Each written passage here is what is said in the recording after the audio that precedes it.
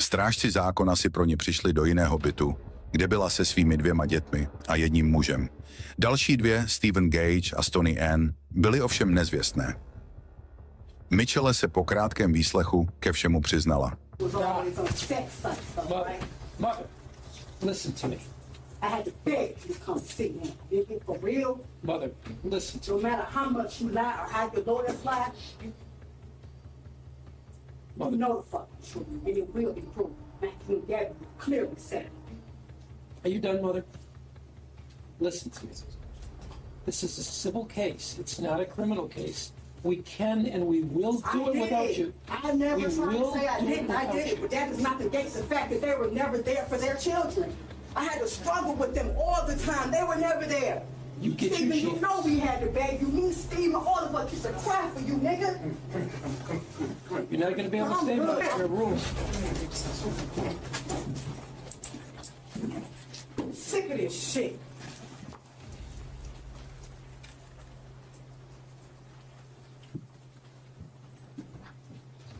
I'm good, man. I'm really here. Když jí policie odvážela, řekla jen, že je jí to líto. Soudní lékař poté zjistil, že zmrazená byla již několik let.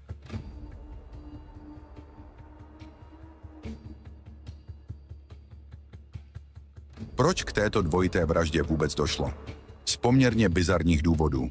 Jejich matka u soudu tvrdila, že oba byli démoni, kteří znásilňovali jejího nejmladšího syna. Toto tvrzení ovšem nebylo nikdy a ničím doloženo.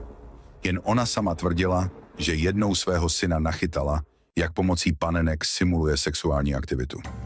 Když se ho zeptala, proč to dělá a zda se k němu někdo takto choval, označil svého bratra Stevena.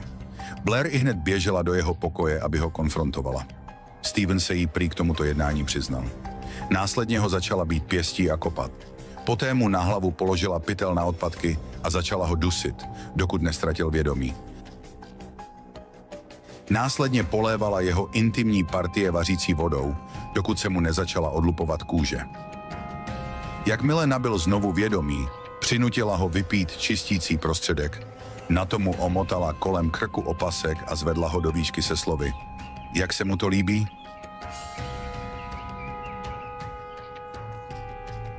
Po 2 týdnech nepřetržitého mučení Steven svým zraněním podlehl. O 9 měsíců později přišla na řadu Stoney. Prý také znásilňovala nejmladšího syna. Ubila ji a vyhladověla k smrti. Když se po nich ptali ve škole, řekla, že je bude učit doma. Přestože při zatýkání svého činu litovala, před soudcem si zachovala kamennou tvář. Prý by je zabila znovu, když neměli žádné výčitky svědomí kvůli tomu, co udělali svému mladšímu sourozenci. Jenomže stále nebyly nalezeny žádné důkazy o zneužití.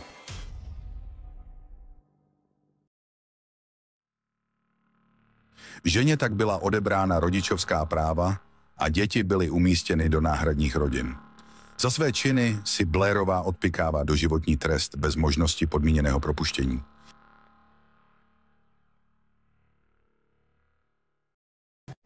Can you talk me through the type of abuse that you had to suffer as a kid? You mean sexual abuse? If that's what happened. That definitely did happen to me. That's why I know exactly how I would have grew up. I told my mother what happened to me. And the only thing she said was, it's over with, so what the you want me to do about it? What do you mean what I want you to do? You get what I'm saying? So all I could do is go back and sit in my room and just sit there and look stupid. I'm a kid. And I'm just telling you what happened to me. You didn't do about it. And plus I still had to see the person coming in and out my house. You're still friends with that person. So do you believe that the violent person you went on to become you were a product of your own childhood?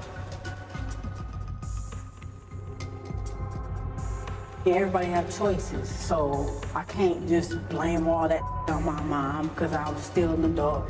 Maybe I should have tried hard to get over that. But anybody who knows me, that touching the kids, the molesters, that no. If that's one thing I definitely would have killed over, it would have always been that. It's like, I grew up I even tried to talk to my mom when I got in my mid-20s. She had strokes and things like that, and I'm like, Mom, she could barely talk. You can barely talk. She had so many strokes, and I'm telling you what my problem was always with you. The hitting and all that. I just asked you to do something. The person lived around the corner on this particular time, it was just a woman named. She lived around the corner. She wanna walk around like she big and bad all day. My mama, you big and bad, everybody's scared of you. But when I come to you with some real and I tell you what happened to me, you didn't walk your around that corner and do to that woman like a coward. So no. And this is why I say my kids knew better, because I've always told them everything that happened to me. I tell them why, because I don't understand why it took me so long to tell my mom when I was a kid.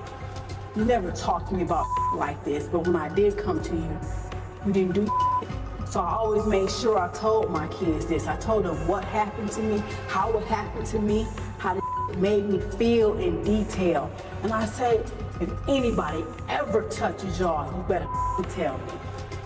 They knew. I always talk to my kids about that touching from anybody. So they definitely knew. And this is the part that really gets me. I used to tell her, rape is the worst thing you can do, just make it. I tell her all the time, they used to make me feel like I was nothing. It made me feel like I wasn't. You turn around and you do that to my son, you knew exactly what she was doing to him. She knew exactly what the fuck she was doing to him. So yeah, man, I don't care if anybody think. She had to go, period. So I damn sure wasn't about to let grew up mad as hell all the damn time, can't trust nobody. When it was just as simple as, you're my mother, do something. Didn't call the police, didn't do. Just said, it's over with now. What the you want me to do about it? That's my response. So yeah, that's the problem. And this is what can happen to a kid. Like that goes. That wasn't happening to my son, period. So when I said he got closure, he got it. I know exactly what he was feeling. Even when my son was talking to me about some of the stuff, he would go like this to his face. He was like, Mom, and it felt so nasty. And that right there, I knew exactly what he was doing. I knew how he was feeling, because that's how I used to feel. When he did that, I knew it. There ain't no amount of talking. It was, no. So when you tell me she was a 13-year-old child, okay. Some of the most heinous crimes in this world has been by kids. So I don't want to hear that. That's my family. I don't give a damn what America thinks. But I also want to tell America they can kiss my ass. Don't throw no stones, because they got a whole lot coming their way too. They just feel more comfortable for them to be able to say, well, my sin is not as bad as yours, at least I didn't kill my kids. That in God's eyes, we all down here. That's period. Okay. But I love and I love and I've always loved him. That's my son.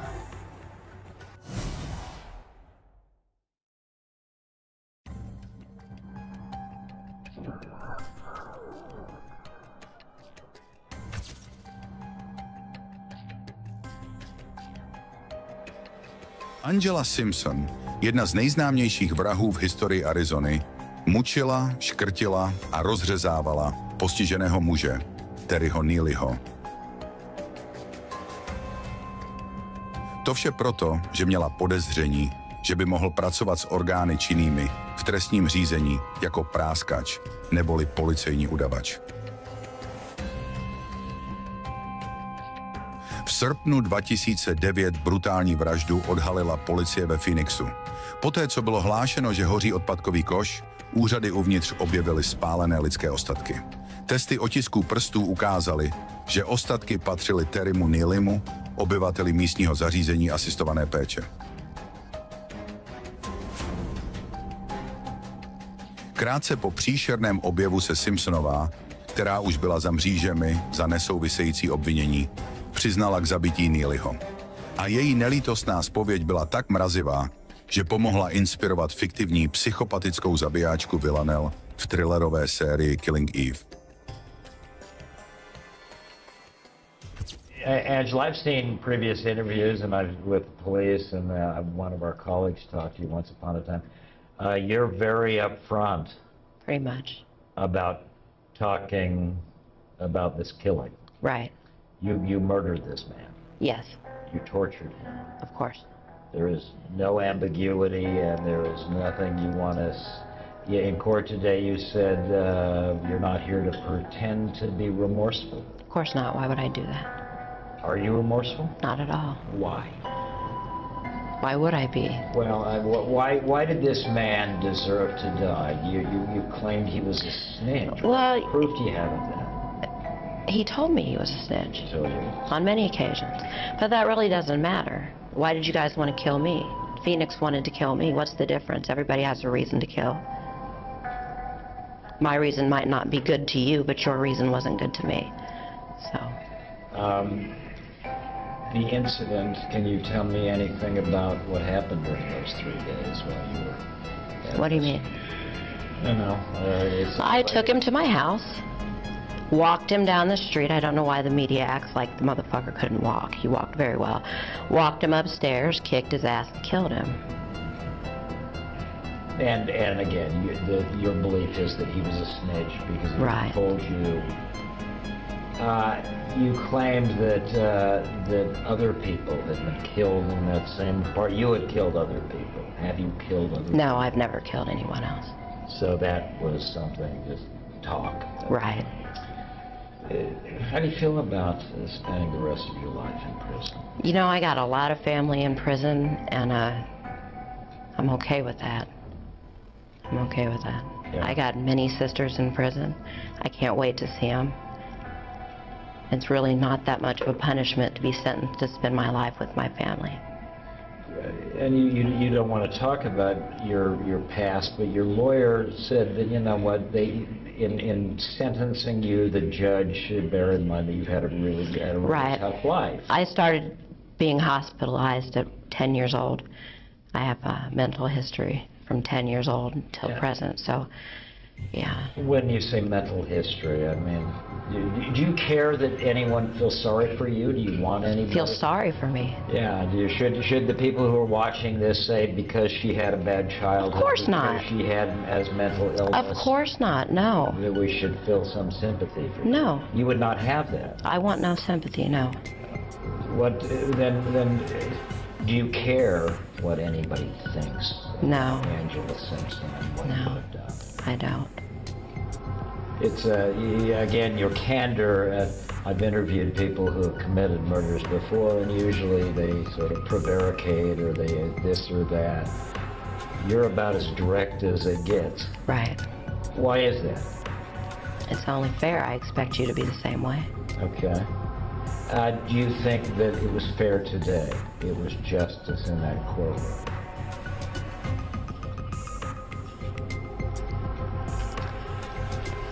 No, I don't. Why? I should have gotten the death penalty. Did you want the death penalty? No, I'd prefer to spend my life with my sisters, but yeah, I do believe that would have been justice. So you deserve death penalty, but you're glad that you got what you got. Right. Because you... Right. When you say your sisters, you're talking about women you know in prison. Right. Okay, and have you found that there is some bonding and that you have made friends here that will be of some comfort to you when you're in prison? Most definitely, yes. Most definitely, yes. Yeah. What has the experience been like here in this facility? Horrible. Really? Yes, it's terrible. Jail is awful. They don't, they have no, well, they have no compassion. They don't give us the things we need here. Will prison to your understanding? I certainly hope so, yes. Have you done time in prison? No. So you're hoping that there will be a better existence? Yes, definitely. You're a young woman, 36 years old. You could be there a long time. Right. Right. But your belief is that you deserve the death penalty. Definitely. Well, I believe God. That's what God says. Unless God is wrong, which I doubt, so. And would God has told you that, or you just believe that? I believe eye that. for an eye? Right. Right. I expected to die for this. What insights can you give us to you? What would you have anyone who may hear this interview know about you? There's really nothing. People are going to believe what they want to believe. Judge the way they want to judge, just like I do, so. Yeah. So be it. Why did you feel like you were in a position to be the judge and jury in Terry Neely's life? I'm not sure. I mean, I'm really not trying to be to get Right. you angry, but I want to see you say I killed this guy, he deserved to Right. die, blah blah blah. I mean, it's there. You're up Right. front. I want to know if you have any concerns about what put you in that position to do that to them. It was just too much. The things he talked about, it was too much. Do you believe him? I mean, lots of people go around claiming I'm a snitch or make themselves... Really? You don't say. Well, I think they talk about law. I know people come. I've got associations with law enforcement. You know, I've got this. I'm a friend with this. Do you happen to have a list of those people? They name drop. Well, maybe in the circle, but you know what I'm saying. Right. People say lots of things to make themselves sort of look. Well, he picked the wrong nigger to say that to, if he wanted to brag about putting so many people in prison. He picked the wrong person. And that's what did it to him. That's why you. What, the bragging? The bragging about putting people in prison. Right. People you knew? No. No, I don't know any of them. Okay. Do you believe him? Do you think he really was a snitch? Oops, if he wasn't. Yes, I believe he was. Yeah. Yeah. Do you have family? I do. From an adoptive family or? I have 4 children. You have 4 children? I do have 4 children. Where are they? El Mirage.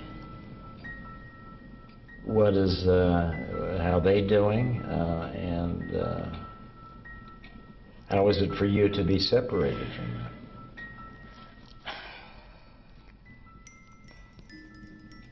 I don't want to talk about my children. I can't do that. Is there a message for what? Is there a bottom line or a lesson to be learned from the story of Angela Simpson? There's a bottom line to everything, but What is the bottom line to this story? whatever people want it to be. If it doesn't What do matter you what want I it to say. be, I don't know. Insights that you don't regret killing this guy. I don't regret killing him, no. I regret the fact that my co-defendants found it necessary to divulge so much information to the detectives. I regret that. They were people I really cared about. And I regret that they were near me or around me at any point. And then helped prosecutors. Help the prosecution, correct. You And activated those people. Definitely, because they didn't know, they weren't actually with me during any of my crimes. So for them to say that they were, to try to get lesser sentences, was a little heartbreaking for me.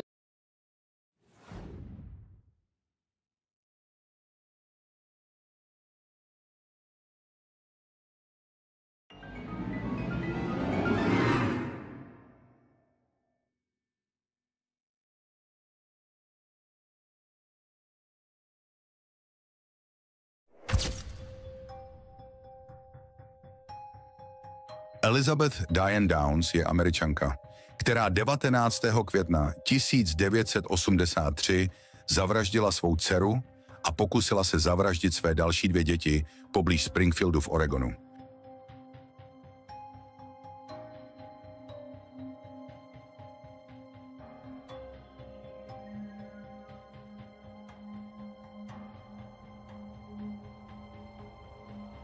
Po zločinech tvrdila policii, že muž se jí pokusil unést a zastřelil její děti.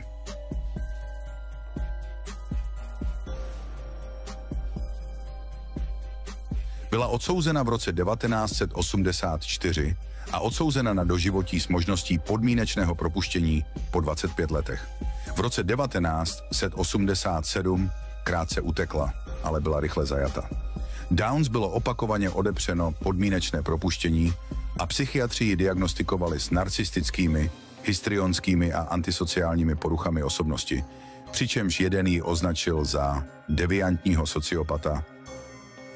Downsová své 3 děti a odvezla je krví potřísněným autem do nemocnice Mackenzie Willamette ve Springfieldu v Oregonu.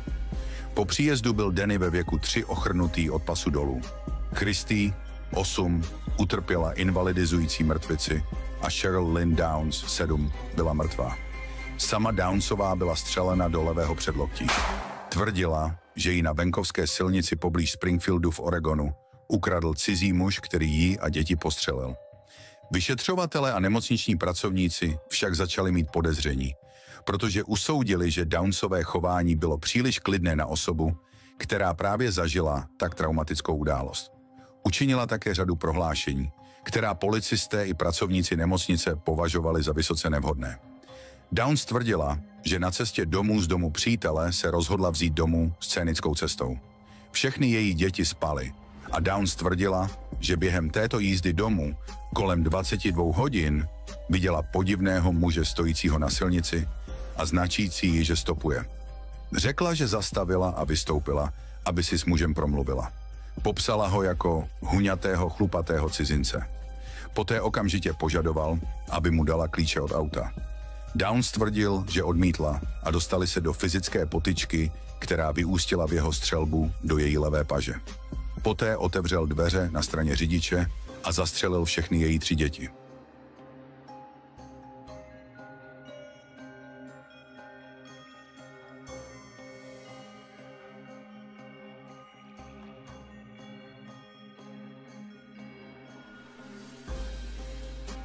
Downsová pak řekla, že předstírala, že hodila klíče od auta do křoví a muž je šel hledat. Zatímco hledal klíče, skočila zpět do auta a spěchala do nejbližší nemocnice. Podezření vzrostlo, když Downsová po příjezdu do nemocnice, aby navštívila své děti, zatelefonovala Robertu Knickerbockerovi, ženatému muži a bývalému spolupracovníkovi v Arizoně, se kterým měla poměr. Forenzní důkazy také neodpovídaly jejímu příběhu. Na řidičově straně vozu nebyla žádná krev. Ani na dveřích řidiče nebo na vnitřním panelu dveří nebyly žádné zbytky střelného prachu. Knickerbocker také policii oznámil, že ho Downs pronásledovala a zdálo se, že je ochotna zabít jeho ženu, pokud to znamenalo, že ho mohla mít pro sebe. Prohlásil, že se mu ulevilo, že odešla do Oregonu a že se dokázal usmířit se svou ženou. Nejškodlivější bylo, že svědci viděli, jak její auto jelo velmi pomalu směrem k nemocnici, odhadovanou rychlostí 8 až 11 km za hodinu, což bylo v rozporu s jejím tvrzením, že po nehodě jela do nemocnice vysokou rychlostí. Na základě tohoto a dalších důkazů byla Downs zatčena 9 měsíců po střelbě 28. února 1984 a obviněna z 1 vraždy a 2 pokusů o vraždu a zločinného napadení. Velká část případu proti ní spočívala na svědectví její přeživší dcery Christy, která, jakmile znovu získala schopnost mluvit, popsala, jak její matka střelila všechny 3 děti, když zaparkovala na kraji silnice, a pak se střelila do paže. Downs byl usvědčen ze všech obvinění 17. června 1984 a odsouzena na doživotí plus 50 let. Než se uvažovalo o podmínečném propuštění, musela si odsedět 25 let. Většina trestu má být vykonávána po sobě. Soudce dal jasně najevo, že nemá v úmyslu, aby byla Downs ještě někdy na svobodě.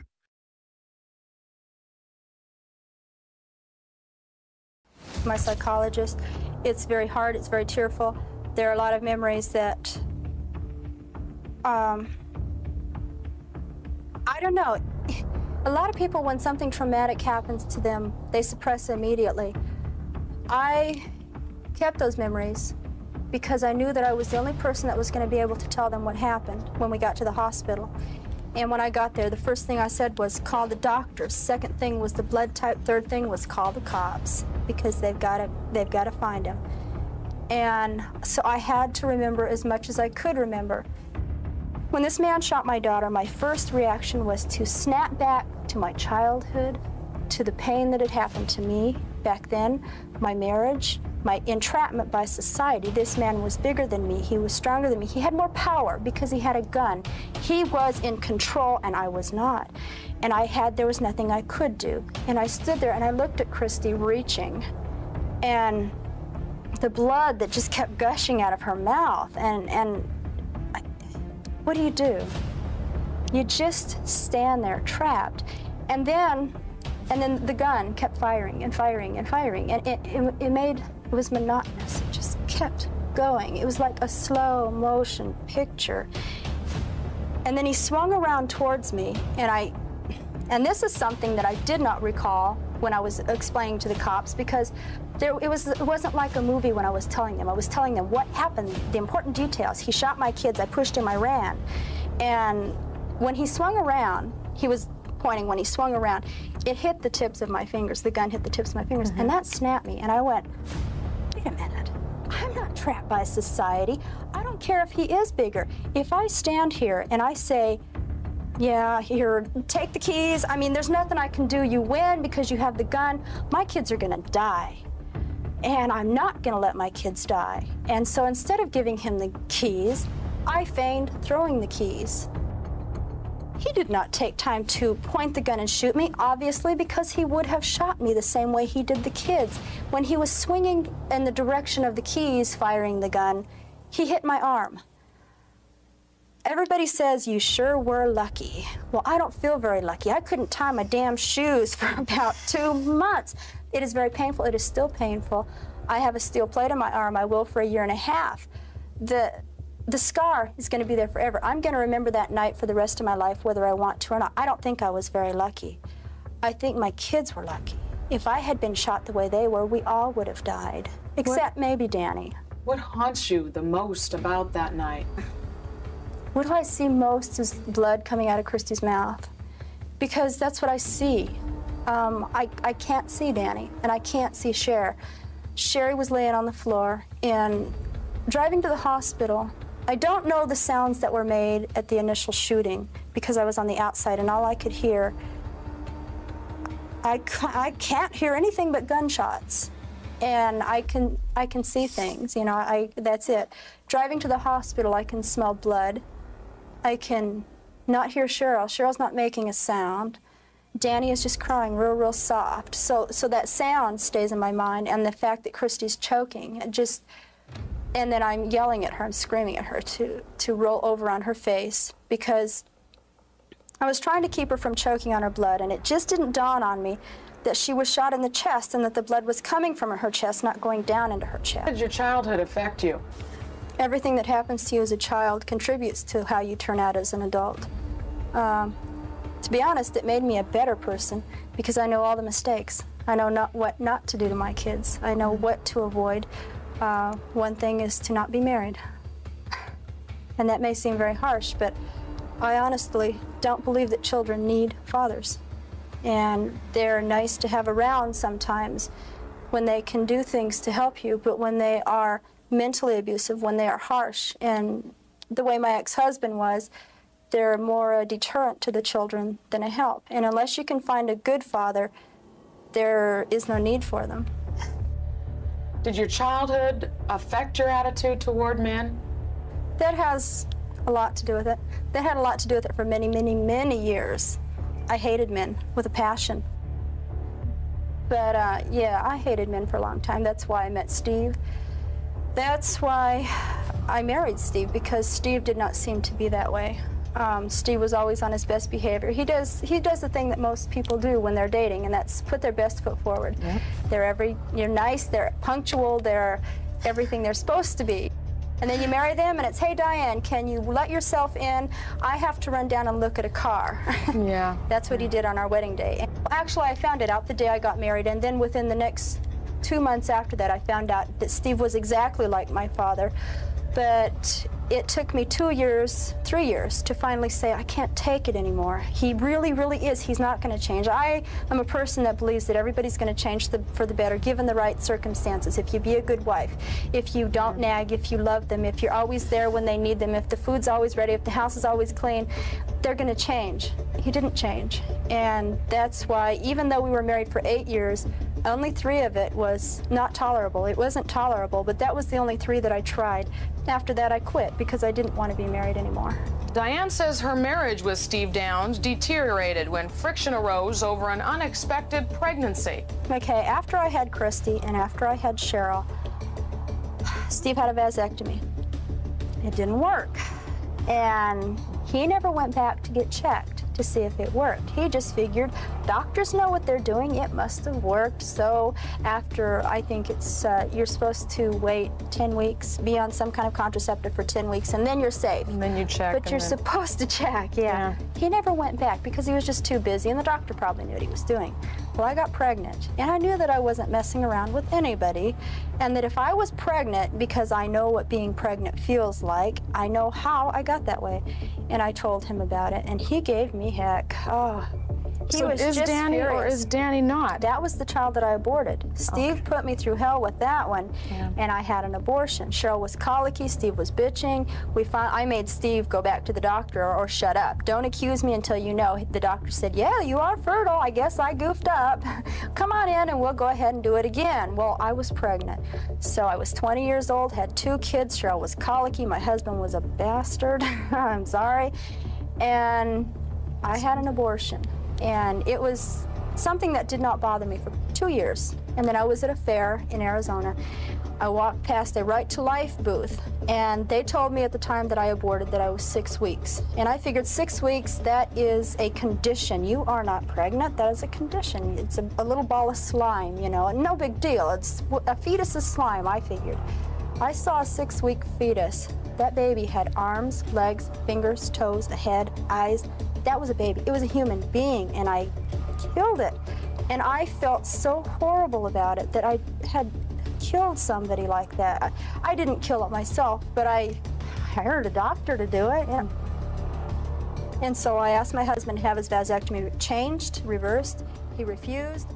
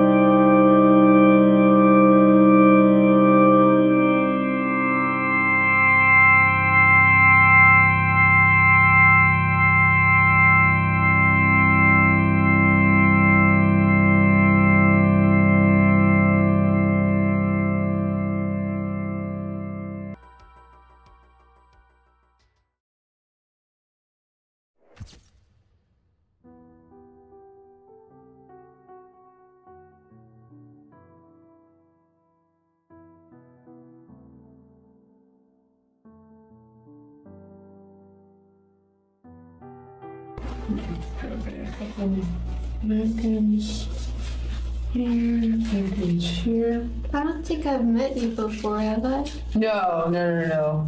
You remember the name?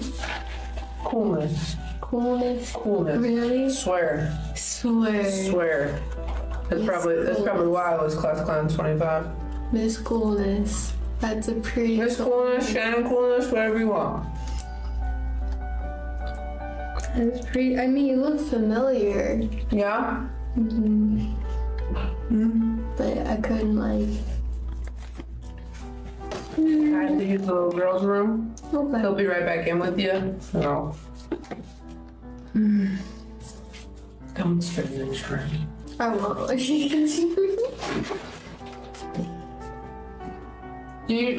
Is anything in that bag gonna help you right now? No, because it's not utensils. Yeah. I'm just gonna grab it and put it out here. Okay. If you need anything, just help. Okay.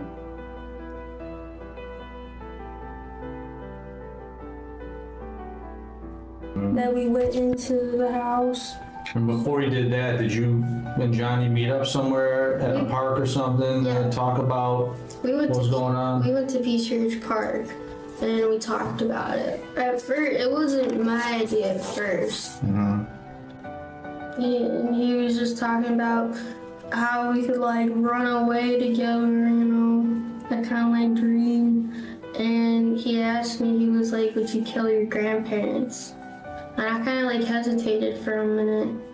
And I was like, why? And he was just like, I don't know. I mean, because he knows probably everything that I've been through with all of my family. And he understands that, you know, like, all I really wanted to do was just kind of get away from everything, kind of just move on with myself. Like, I wasn't having a good relationship with my grandparents. Like, it started getting really bad, you know, like, I got a charge from them because, you know, like, I fought them, you know. I might have broken, like, my grandpa's ribs when, you know, for that charge for simple assault and simple battery, you know. And it just got really worse. We just kept arguing all the time, and then I don't know, I guess things like just seemed different. They didn't look at me the same anymore. Like, they didn't, I don't know, it's like the vibe that they have was like, they didn't really know what to do. They didn't really know like how to like be around me, I guess. They didn't really know how to talk to me. So now you guys are at the stairs, starting to go up the stairs. Yeah. You actually had the tire iron in your hand, or is it still in the book bag? I had the tire iron in my hand. You know, we got it out before we went inside the house. So I had it in my hand. And Johnny didn't have any weapon. He just used his fist. Okay. So who's first up the stairs? Is it you and he's kind of following you, or? Yeah. Okay. I go up the stairs. He goes into my grandpa's room, and I go into my grandma's room. And yeah. And then do you hear kind of what's going on over there? And does that kind of cue you off to with your grandmother there? Yeah, he started going at it, and then, you know, I could hear my grandpa just yelling, you know, them fighting, and then I started getting the rush, and then, you know, like, that's when I started hitting my grandma. She started like screaming and stuff, and Was that the first hit? Yeah. The back of the head? Yeah. She bit me. I think I took a picture of that yesterday, right? Yeah, she bit me in my finger too, but I forgot which finger. It was on my right hand. I think it was either like my middle finger or it was that one. And when you and your grandmother used to get into it, that's kind of how did she bite you before to kind of get you off her or whatnot? Yeah, she's bitten me before. Well, she's bitten you before too. Yeah. I haven't bitten her, but she's bitten me before. Okay. Like when you guys are in it, or did you just come up and bite you? No, like when we were in it. Okay. Like I had this mark on my hand from where she bit me for a while. Where did she bite you that night? On your finger? Yeah. Anywhere else? On my arm, where they took the picture of it, and then that was it. So you're in the bedroom with your grandmother. I guess, when do you meet back up with Johnny? Do you leave your grandmother there, or kind of what happens?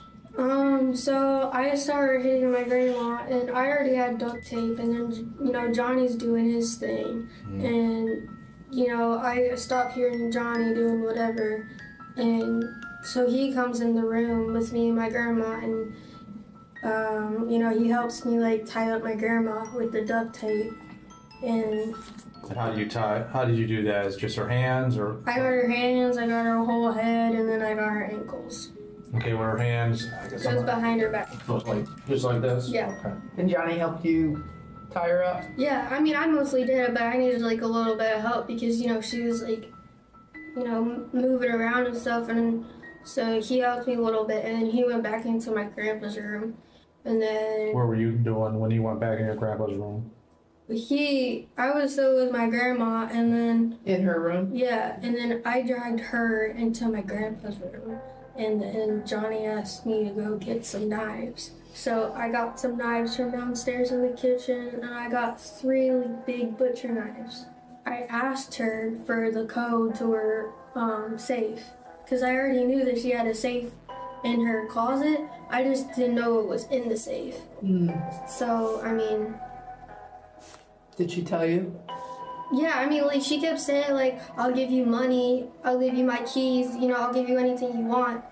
But, yeah, she just kept saying... Was she able to talk with the duct tape around her face? Yeah, like, she was like, mumbling. You could still understand her, but, like, at the same time, you couldn't. Like, it wasn't like her mouth was shut.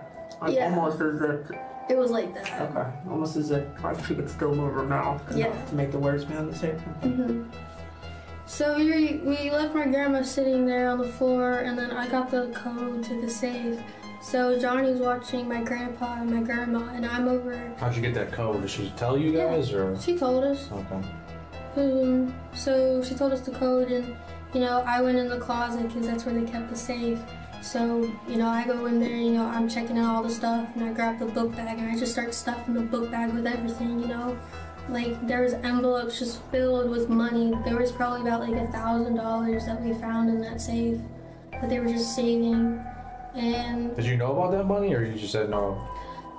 Well, my grandma, it was kind of weird. Like, she was kind of giving me, like, an idea about it before. Like, she was saying, what if I just gave you $1,000? Would that just make the world a better place? I'm just like, no, I don't want $1,000, you know? So, you know, she kept saying that, and then, like, when I saw it, I was just like, wow, she actually had $1,000 in her safe. Like, that's crazy. So you guys put that stuff in a bag, and then basically Johnny's in your grandpa's room with your grandpa and your grandma in the room. Do you come back in there and say, hey, I got the stuff, or what? Okay. Yeah, I go back into the room, and I tell him that I got the stuff, and so after that, and then we drag my grandma into the bathroom, and... What was the reason for that? Just to bring her to the bathroom? Yeah, I don't know why we brought her back into the bathroom. I guess we didn't want to bring her into the bedroom. Okay. So we just brought her into the bathroom. And then, yeah. And then Johnny... And she, it was kind of creepy because she was, like, scared to die. Like, she shitted herself and peed herself. Oh, did she? It was kind of gross. That was really... So you said the last blow, though, was just, like, the last hit. Like, that. Last hit with the tire iron? And who did that? You were Johnny? Johnny. Excuse me, and then did you guys pretty much just leave the upstairs, or?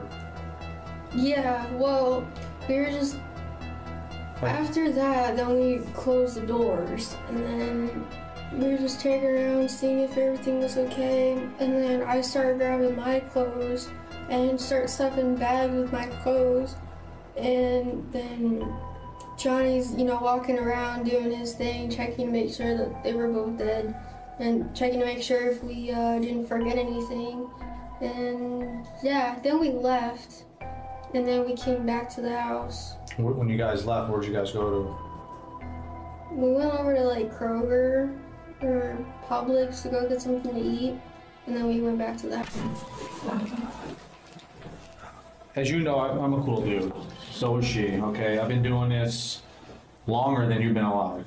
okay? I'm a no bullshitter. I don't know what those DA investigators, I don't know what type of, you know, how many times they talked you or that. We're different in that aspect, okay? I'm cool as shit with you if you're cool as shit with me. But once lying and stuff like that starts, I have a problem. I believe that there were people at that house, okay? If